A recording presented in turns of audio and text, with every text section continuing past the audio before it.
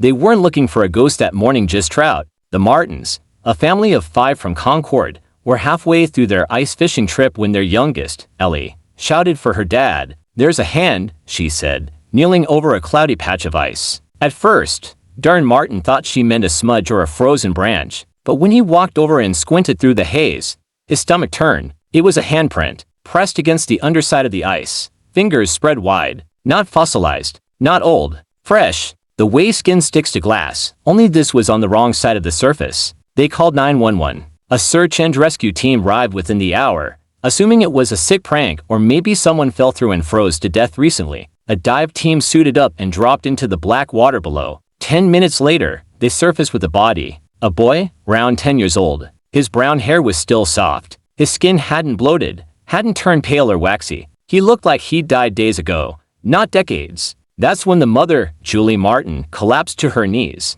"That's Jason," she whispered. "That's Jason Mallory. I knew him. He disappeared here in 1986. The officers exchanged glances, but didn't argue. The boy was wearing an old members-only jacket, a Pac-Man tee underneath. Everything about him screamed 80s, except his face, except how recent he looked, like time forgot him. They wrapped him in a body bag, but before that, the medical examiner cut open the inside of his coat to search for ID. Inside the front pocket was something brittle but intact, a folded piece of paper, yellowed slightly with age. The handwriting was blocky and neat. A child's handwriting. "See you tomorrow." That was it. No signature, no explanation. Later that week, Julie was interviewed by local authorities. She explained she and Jason had been close as kids. They were both 10 when he vanished. The story was well known in the area. Jason had gone out to play on the lake one afternoon and never came back. No hole in the ice. No footprints. Just gone. "I remember that note," she said,